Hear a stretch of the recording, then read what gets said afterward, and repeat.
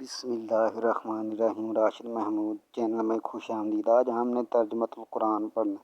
حبشہ کے بادشاہ کو کہا جاتا تھا تو اس کا جواب نجاشی۔ شاہ حبشہ کے دربار میں تلاوت کی گئی سورہ مریم کی۔ نجاشی کے دربار میں سورہ مریم تلاوت کی۔ حضرت جعفر بن طیار۔ Option B. سورہ مریم میں انبیاء کرام کا ذکر ہے تو اس کا آپشن سی ہے 7۔ موجزانہ طریقے سے تخلیق ہوئی حضرت عیسیٰ علیہ السلام۔ Option B.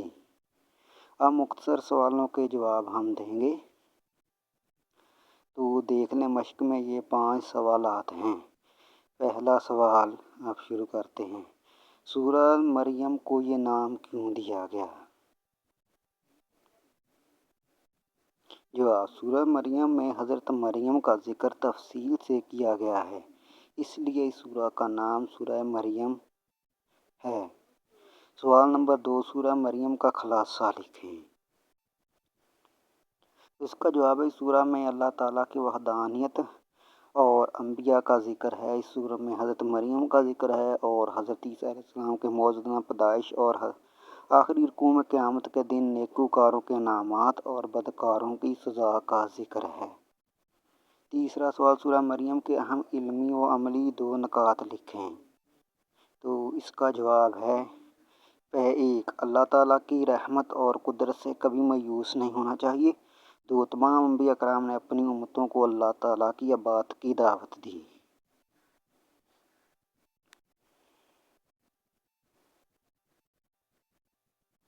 سوال نمبر 4، ہجرت حبشہ کا سبب کیا تھا؟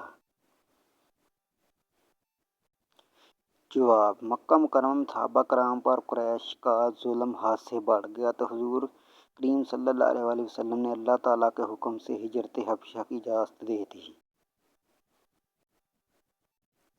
سوال نمبر 5، سورہ مریم کی تلاوت سن کر نجاشی نے کیا کہا؟ جواب: نجاشی نے کہا یہ کلام اور انجیل ایک ہی چراغ کی روشنیاں ہیں۔ ما دمت، جب تک میں رہوں۔ دوسرا لفظ ہے مبارکاً، اس کا ترجمہ بابرکت۔ یمترون، وہ لوگ شک کرتے ہیں۔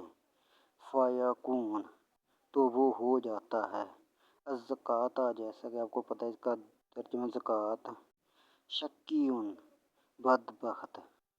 ان یتخذ، کہ وہ بنائے۔